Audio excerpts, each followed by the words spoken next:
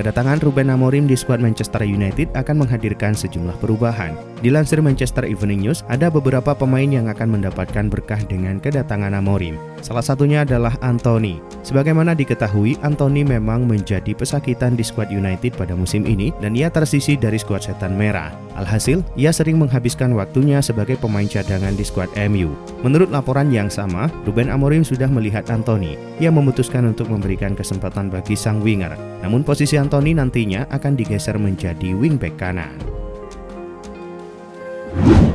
Randal Kolo Muani berpotensi angkat kaki dari PSG di bursa Januari. Banyak tim yang dilaporkan memantau jasanya. Terbaru, Manchester United ingin mengamankan pemain asal Prancis itu untuk menambah kedalaman skuad khususnya di lini depan. Laporan dari Cult Offside menyebut jika Manchester United ingin meminjamnya di musim dingin. Namun Randal belum menentukan masa depannya. Sang pemain juga sempat ditanya soal potensinya angkat kaki dari klub. Namun ia menepikan hal tersebut dan mencoba untuk terus berjuang memperebutkan satu tempat di tim utama.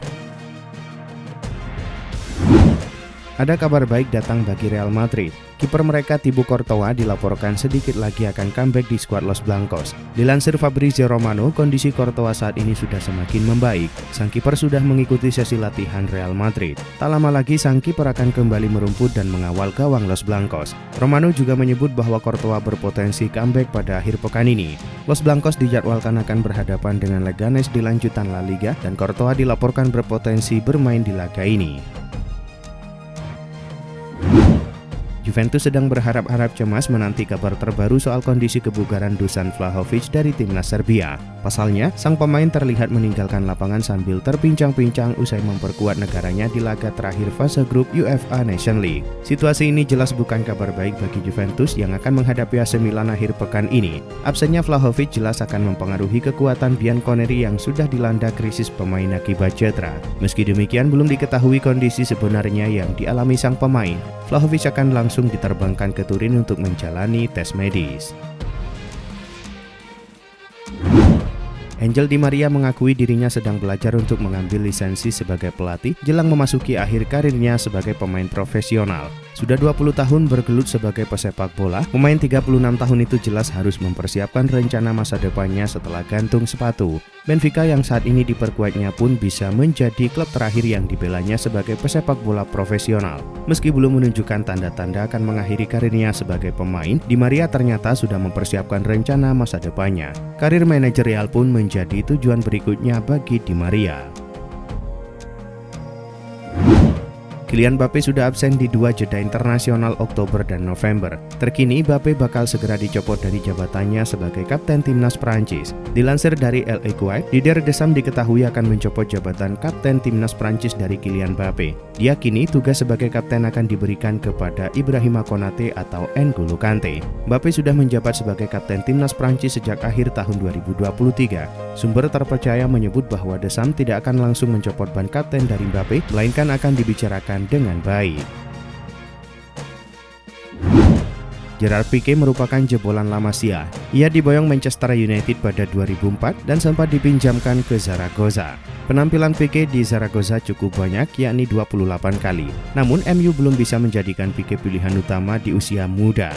Dia kemudian dipinang Barcelona lagi pada musim 2008-2009. Hal ini menjadi keputusan yang tepat dan Pique berkarir cemerlang hingga pensiun. Pada saat Pique sedang berkembang dalam permainannya, Juventus ternyata sempat datang untuk menggodanya. Namun tawaran Bianconeri datang bersamaan dengan Barcelona dan ia memilih klub Katalan tersebut. Robert Lewandowski tampil gemilang musim ini, mengingatkan semua orang akan striker mematikan yang pernah ia mainkan di Bayern Munich. Lewandowski telah menemukan kembali performa terbaiknya dengan mencetak 19 gol dalam 17 pertandingan. Kontraknya di Barca akan berakhir pada 2025.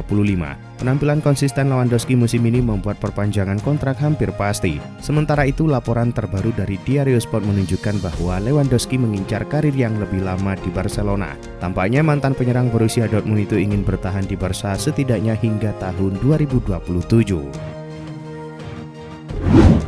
Christopher Nkunku dikabarkan sedang mempertimbangkan untuk memberikan ultimatum kepada manajemen Chelsea dalam beberapa pekan mendatang. Pemain asal Prancis ini mulai menunjukkan ketidakpuasan terhadap situasinya di Stamford Bridge, terutama terkait kurangnya kesempatan bermain di Premier League. Menurut Football Insider, sang pemain dan perwakilannya mulai mempertimbangkan untuk meninggalkan klub pada bursa transfer Januari. Dengan 6 pekan tersisa sebelum bursa transfer Januari, Nkunku masih memiliki peluang untuk mendapatkan waktu bermain lebih banyak di Premier League.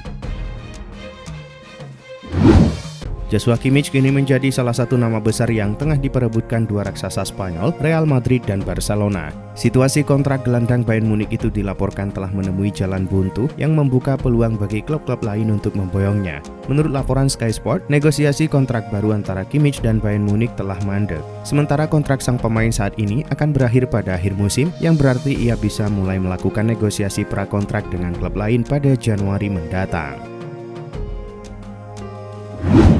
Penyerang andalan Bayern Munich Harry Kane memastikan bahwa dirinya tidak akan pensiun dari timnas Inggris setelah gelaran Piala Dunia 2026. Kane mengklaim bahwa dirinya masih cukup kuat untuk bersaing dengan bomber Inggris lainnya yang berusia lebih muda darinya. Harry Kane kini memiliki semangat yang besar untuk bermain bersama The Three Lions karena ia telah bekerja sama kembali dengan mantan pelatihnya di Bayern Munich, Thomas Tuchel. Kane menegaskan bahwa ia masih menikmati momen tersebut. Sejauh ini sang pemain telah mencetak 69 gol dalam 103 penampilan untuk Inggris. Menurut kabar yang dilansir Vicahes, Tottenham Hotspur sedang memburu servis Louis Berry dari klub Ligue 1 Stockport County. Pemain 21 tahun tersebut merupakan ex-didikan Barcelona yang menunjukkan performa apik dalam hal mencetak gol musim ini. Akan tetapi situasi kontraknya dan minat yang meningkat bisa membuatnya hengkang dari klub Ligue 1. Stockport dikabarkan menyematkan harga di kisaran 15 juta euro untuk melepas Berry menjelang bursa transfer Januari mendatang. Namun klub peminat bisa menawarnya dengan harga lebih murah, sebab kontrak terkini sang pemain akan habis di akhir musim panas nanti.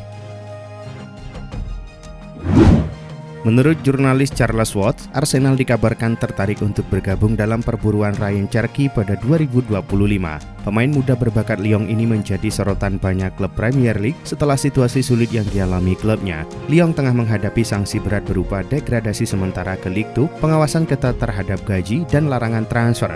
Kondisi ini memaksa klub mencari dana tambahan dengan melepas beberapa pemain mereka, termasuk Ryan Cherki.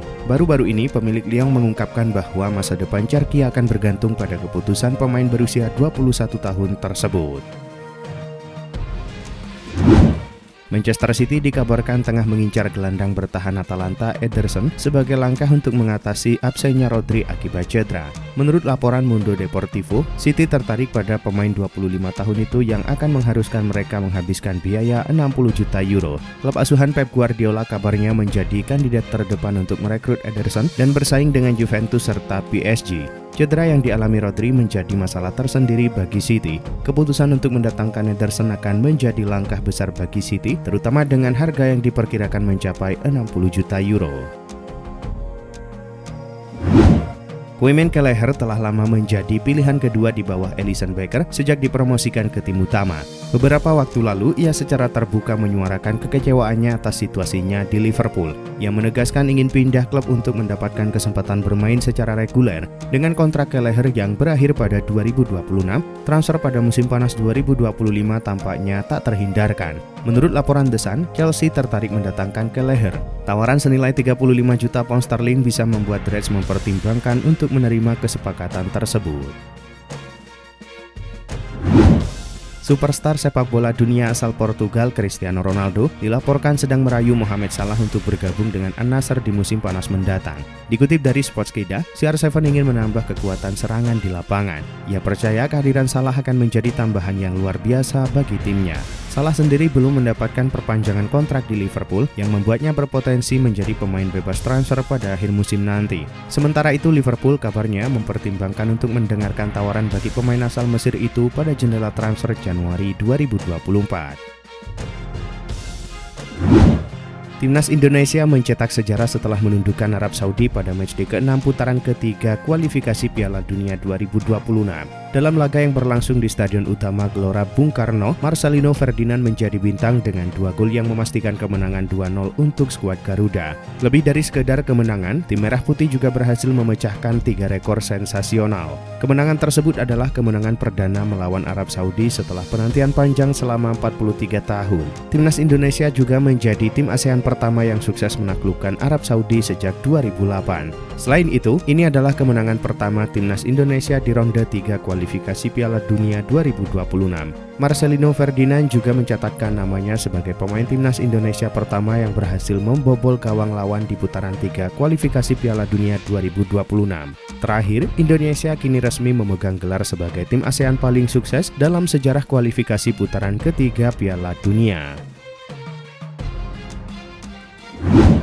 Duel timnas Indonesia versus Arab Saudi berjalan panas. Terjadi hujan kartu dalam pertandingan tersebut. Panasnya pertandingan itu dimulai ketika Ivar Yenar dianggap melakukan pelanggaran pada menit ke-89.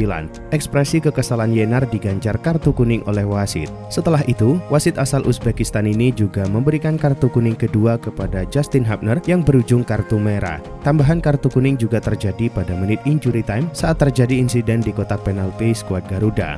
Ragnar Oratmangun dan 2 pemain Arab Saudi juga mendapatkan kartu kuning. Kepemimpinan wasit pada laga Indonesia versus Arab Saudi ini terbilang kontroversial. Beberapa kali Indonesia tidak diganjar tendangan bebas saat dijatuhkan pemain Arab Saudi. Sebaliknya, Indonesia dengan mudah dihukum pelanggaran. Bahkan supporter di SUGBK selalu meneriaki wasit yang dinilai tidak mengeluarkan keputusan yang adil. Setiap kali wasit tidak mengambil keputusan yang tepat, supporter terus meneriakinya dengan kata mafia.